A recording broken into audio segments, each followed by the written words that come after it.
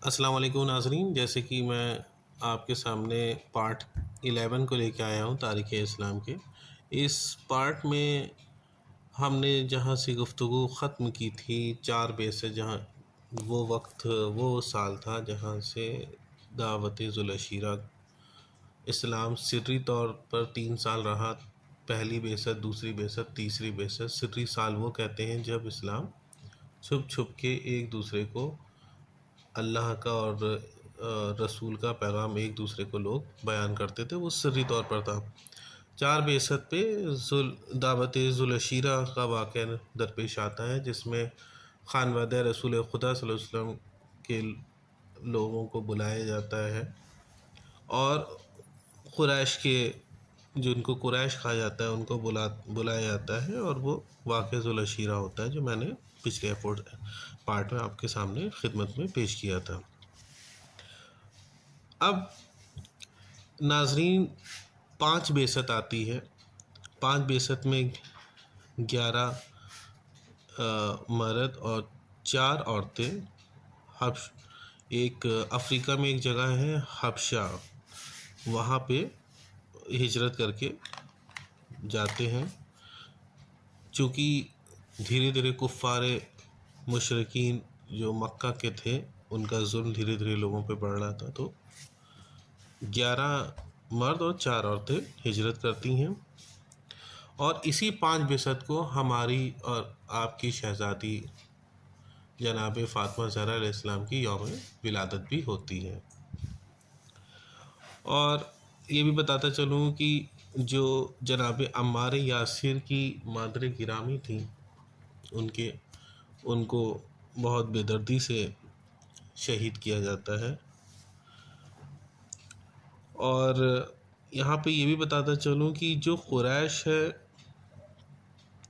ये जनाब नज़्र, जो 12वें दादा थे रसूल अल्लाह अलैहिस्सलाम के, जनाब हज़रत नज़्र बिन कनाना की औलादों को कुरैश कहा जाता है। कुरैश इसलिए वो लोग कहते थे अपने को, क्योंकि वो कहते हैं कि जो कुछ हम खाएंगे पिएंगे वो अपने बाजू से करेंगे, किसी के मोहताज नहीं रहेंगे।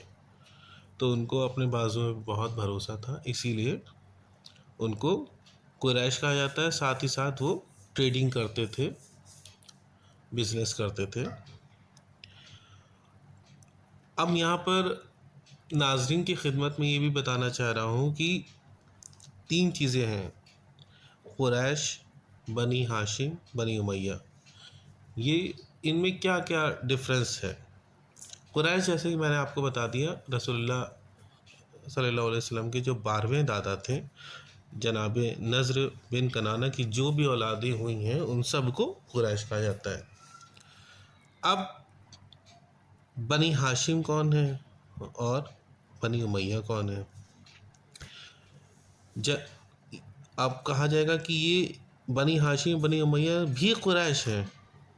अब इसमें ये देखा जाएगा कि बनी हाशिम कौन है और बनी उमैया कौन है। ठीक है, क्योंकि जनाब अब्द मनाफ की 2 बेटे हुए, जनाब हाशिम और अब्दुल शम्स। जहाँ तक तारीख में शायद ये जुड़वा थे और एक जगह से कहीं से जुड़े हुए थे, तो शायद इनको अलग करने के लिए चाकू या इस तरह की तलवार का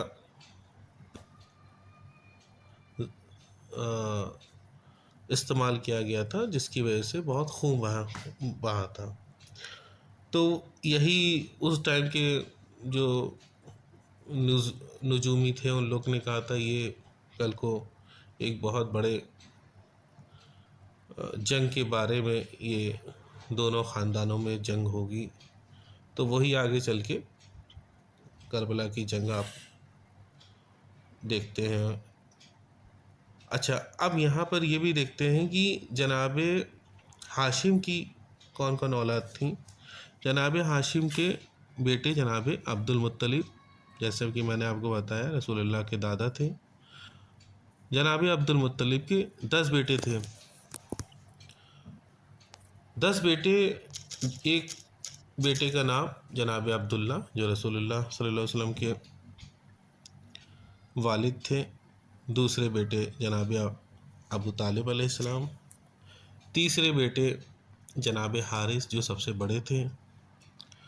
चौथे बेटे जनाब ज़ुबैर जिनका मैंने ज़िक्र किया था हिमफुल फजूल जब एग्रीमेंट तैयार हुआ था तो जनाब ज़ुबैर भी शरीक थे।